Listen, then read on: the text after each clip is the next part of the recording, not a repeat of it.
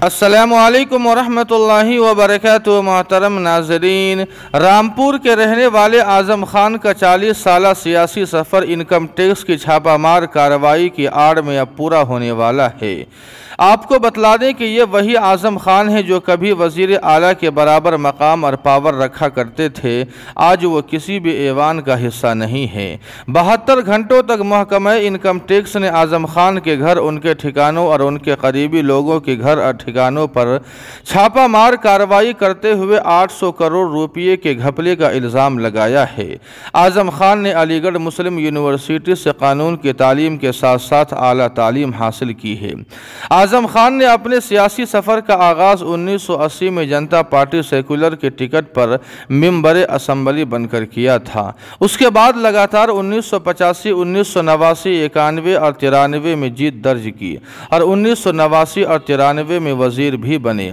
लेकिन इतना बड़ा और अजीम सियासतदान हाशिए पर खड़ा हो गया है। सपा के लीडर और चीफ अखिलेश यादव ने भी बरवक्त साथ नहीं दिया। आपको बतला दें कि 1996 से 2002 तक आज़म खान राज्यसभा के मेंबर भी रहे। 2002 में मेंबर असम्बली बनकर 2003 में मुलायम सिंह की हुकूमत में कैबिनेट के वजीर भी थे।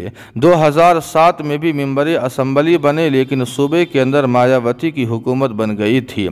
उसके बाद 2012 में भी मेंबर असम्बली बने और अखिलेश यादव की हुकूमत में वजीर बने।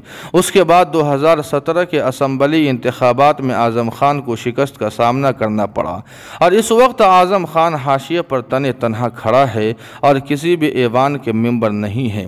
आपको बतला दें कि पिछले दिनों आज़म खान कई माह तक जेल की सज़ा काट कर बाहर आए थे और अखिलेश यादव ने आज़म खान का कितना साथ दिया वो किसी से मख्फी नहीं है।